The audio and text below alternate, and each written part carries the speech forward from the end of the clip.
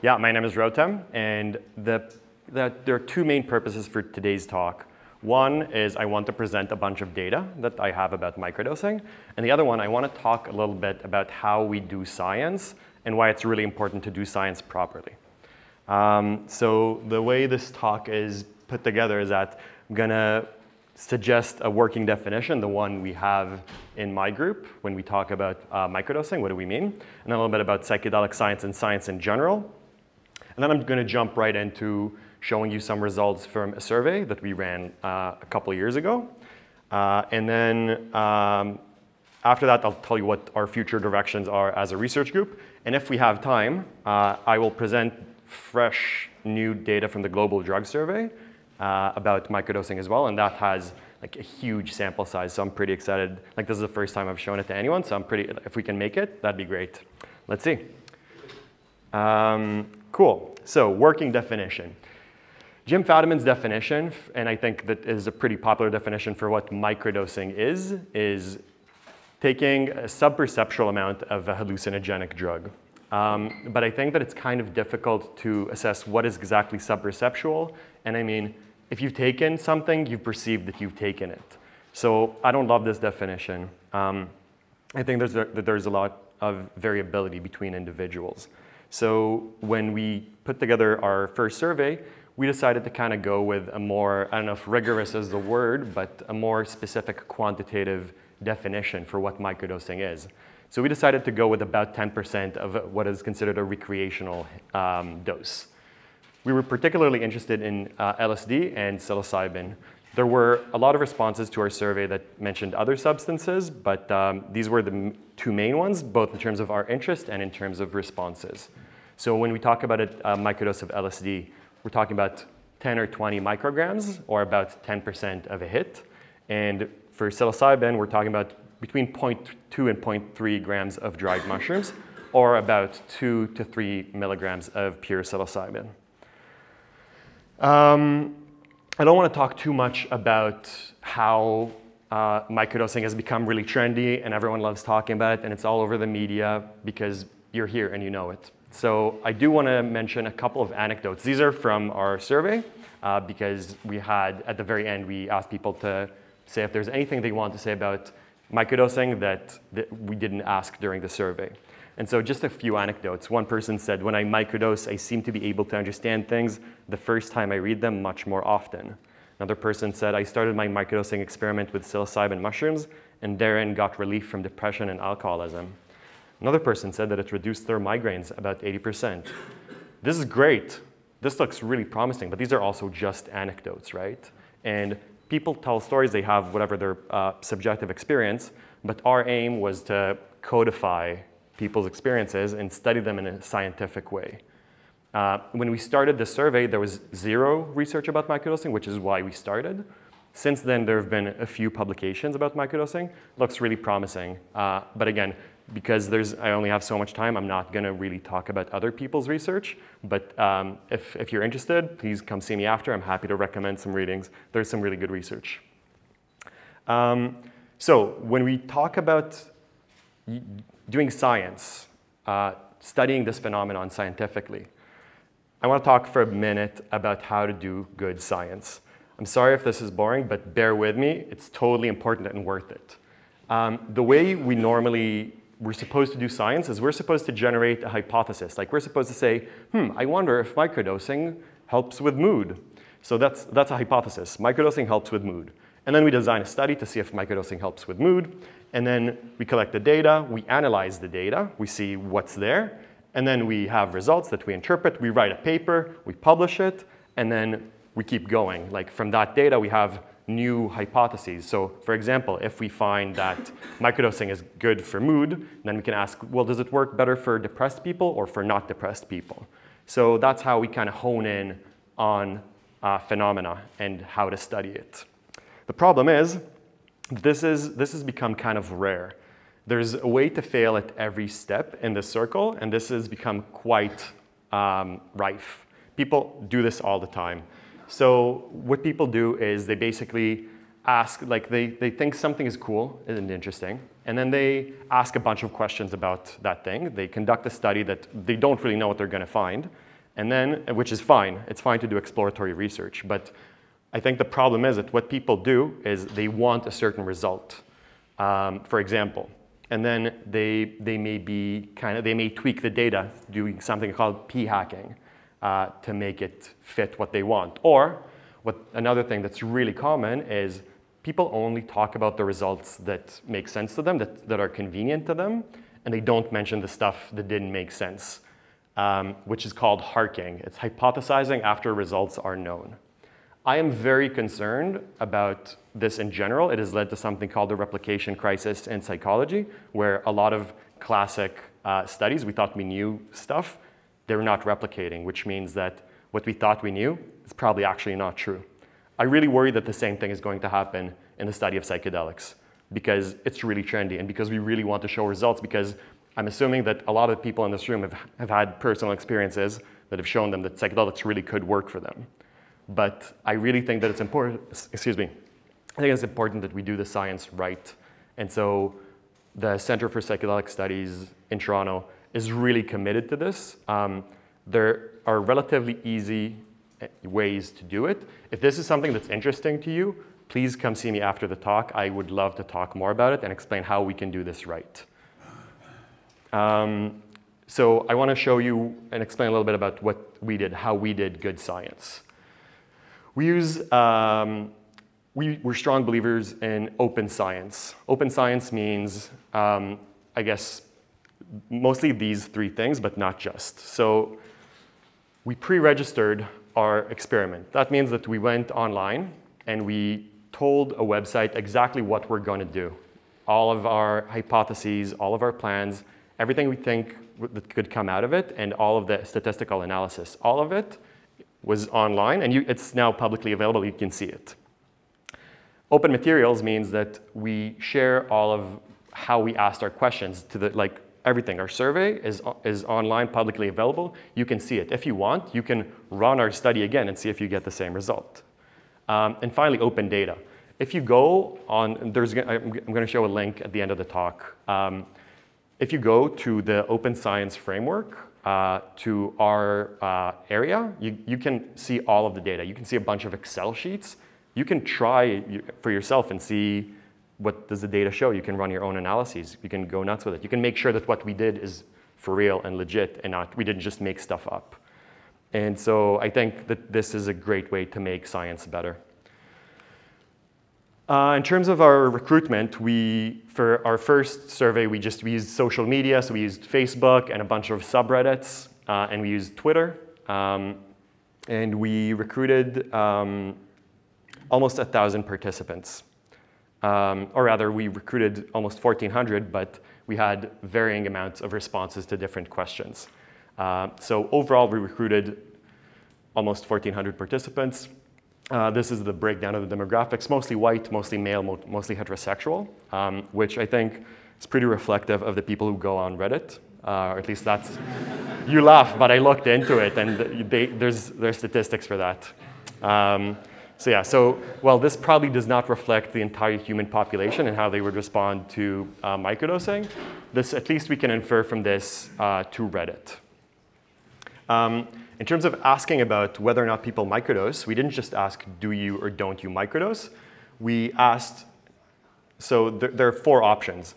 Not interested in microdosing, never done it. I've not microdosed yet, but I'm interested. Not currently doing it, but have done it in the past, and currently doing it. So that kind of gives us like a quasi-timeline, right? We can be like, so are you before, are you after, are you during? And it also allows us to control for attitudes towards microdosing, because it may be that if we find differences between people who are microdosing and people who are not microdosing, it could be because of their attitude towards microdosing.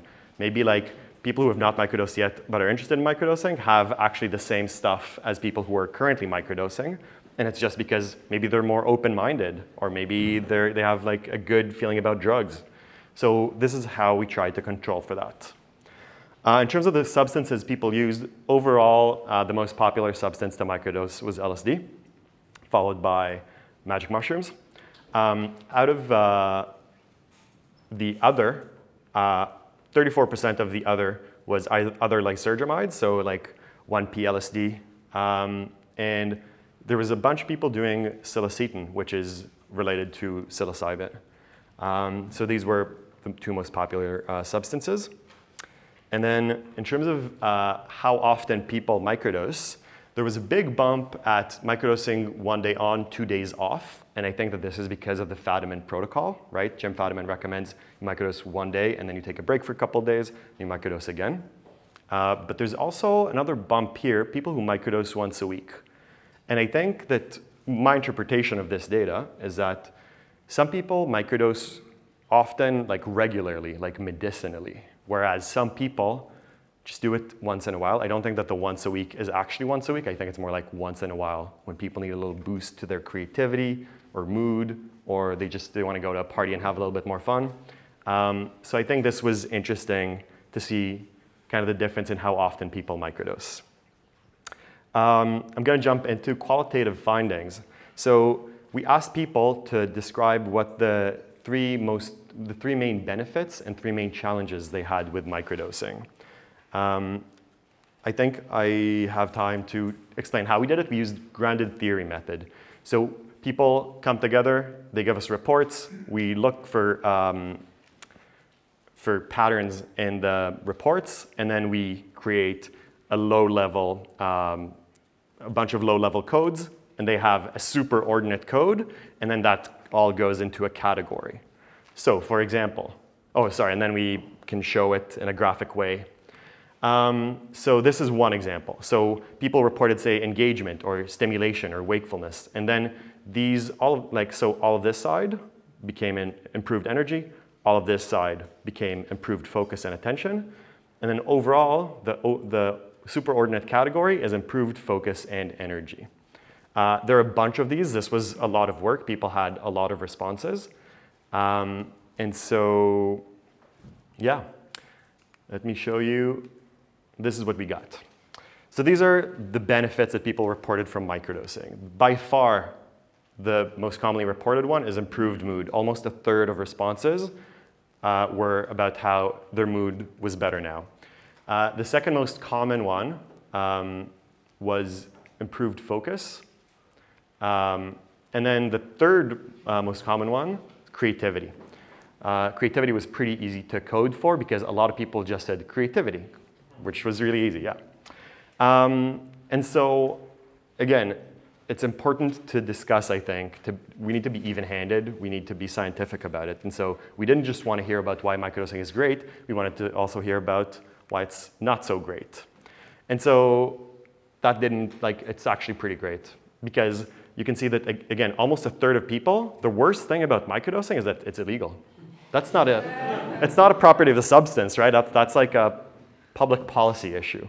But then a lot of people reported physiological discomfort. So stuff like upset stomach, feeling hot or cold, having trouble sleeping. And I think that those are legitimate concerns. I mean, those are true side effects.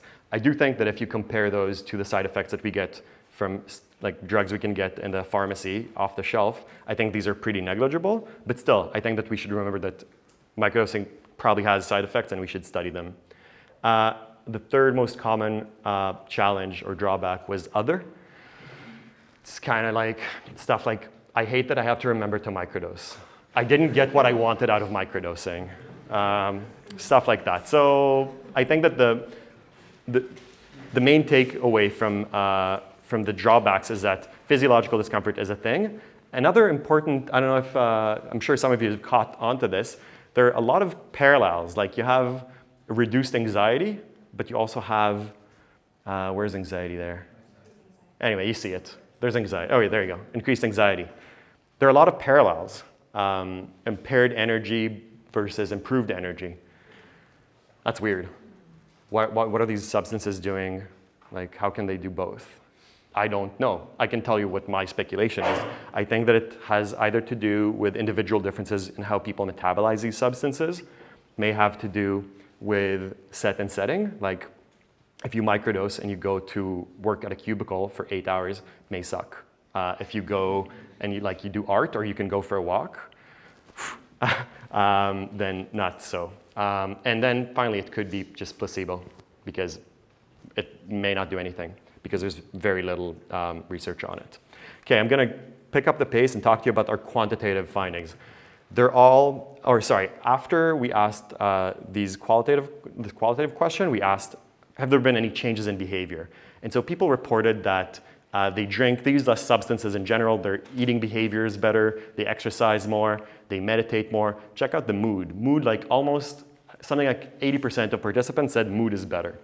So again, this further, I guess, supports the notion that it's good for mood and maybe other things too. Okay, let's talk about the other pre-registered things. So the next 5 slides are going to be it's all pre-registered hypotheses. So this is what we said we would do, and this is what we did.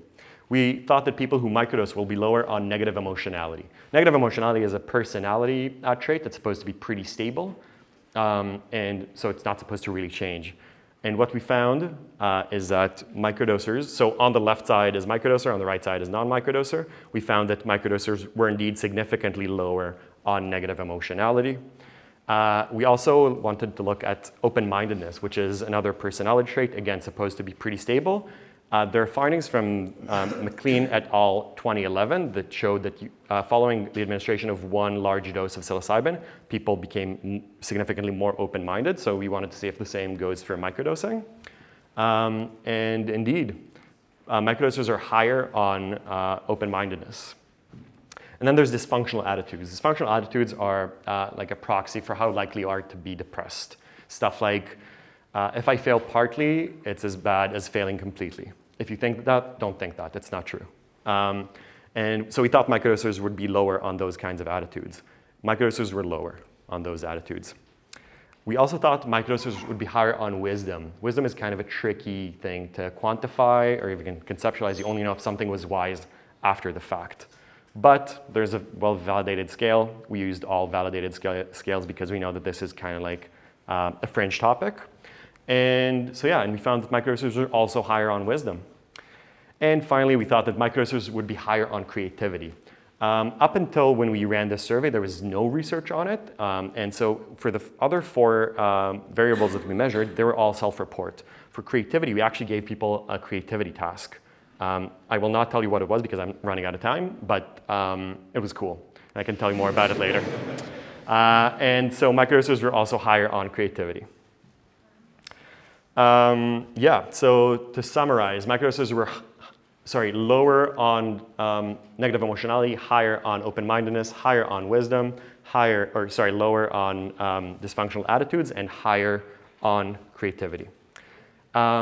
Just in a word about future directions, I think that microdosing kind of lends itself well to a lot of lab research, whereas large doses, there's a lot you can't do with people because they're in a really vulnerable position, and they may be, just like out of it and can't do certain things. So there's a lot we can do. Our next step is doing this study. We're probably going to start recruiting participants soon. It's a crossover washout design, which means that group 1 starts with placebo, and then halfway through the study, they switch to psilocybin, and then group 2 starts with psilocybin, and then halfway through, they switch to placebo. That way, we know how long it takes for the effects to kick in, how long it takes for them to wash out. These are some of the variables we're going to be measuring, and they're based on the survey work that we did. Yeah, so I'm unfortunately not going to have time to talk about the global drug survey stuff, but that's life. So qualitative reports are that microdosers reported better mood, focus, and creativity. Main drawbacks are illegality, physiological discomfort, and other non-specific complaints. And yeah, and then microdosers are higher on open-mindedness, wisdom, and creativity, and lower on negative emotionality and dysfunctional attitudes. Yeah, this is it. Gonna skip all this, can't see it. But yeah, I'm happy to show it later if people are interested. That's it.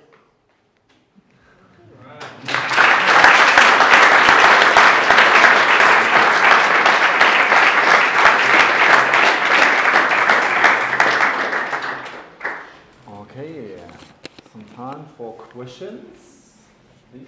Yes, one question. Can you talk about the global survey? The what, sorry? Can you talk about the global survey? Sure. But I mean, I want to take other people's time. So. It's like a question, though. It's like a time for a question. Yes. I'm donating. All right, all right. Is it okay? All right. So, yeah. Sure. So I think a couple of things that are really interesting. So we had a huge sample. It's like something like 8,000 people. Mostly LSD, not so much magic mushrooms. People reported testing their substances to a surprising amount. I do not believe these reports. I don't think that 39% of people test their mushrooms. That makes no sense. I believe that some people test their LSD, but not this many. And then I thought it was interesting to compare benefits and challenges between these two groups, because here we had 807 reports, and there we had almost 30,000. Overall, pretty similar in terms of benefits, but the drawbacks were quite different. Namely, you can see in our original survey, illegality was huge. And here, I think it was like maybe 1%. A lot of people reported mental confusion, physiological discomfort, and yeah, just like physical stuff. And then intention, I don't know if people are curious about this, but yeah, almost like the largest group, just curious. People were just curious. Because my hypothesis was that intention would be related to amount of benefits, and I was wrong. But it's pre-registered, so yeah. Thanks. One potential pharmacologic risk of chronic dosing could be things like valvular heart disease. I was wondering how much detail you got about the physiologic symptoms that people were reporting. Not a ton. I think that the 5-HT2B thing is blown out of proportion, but that's my opinion. Are you a pharmacologist? No, but I think I know a little bit about it. No, no, I'm not a psychologist. Multiple FDA drugs were withdrawn. I know. Yeah, I mean, we can talk about this more if you want later. But to answer your question, no one reported anything like that. Okay. Could you go back to slides 19 and 20? Absolutely. Thank you for noticing the numbers. I should have said something about that. Yeah, just curious about how do you 19. that there's a difference there. Right. So there was definitely a ceiling effect, which is to be expected because these are people who are willing to talk about their drug experiences online. So everyone's really open-minded. But despite the ceiling effect, I mean, it's one of those things you can't really tell from visual inspection, but you have the statistics right there. It's like it's a pretty meaningful effect. Do you want to look at 20 as well? Oh, right. These slides will be online on our Open Science thing.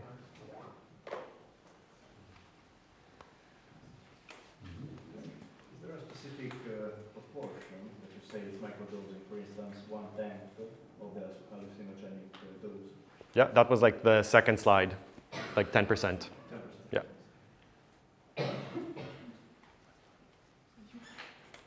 How much are you going to give them in your study?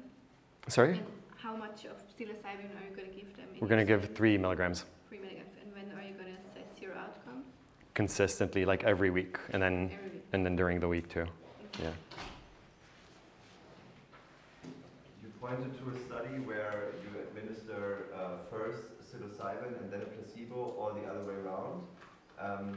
Do you have some way of making sure that the participants do not realize that they are being given a placebo?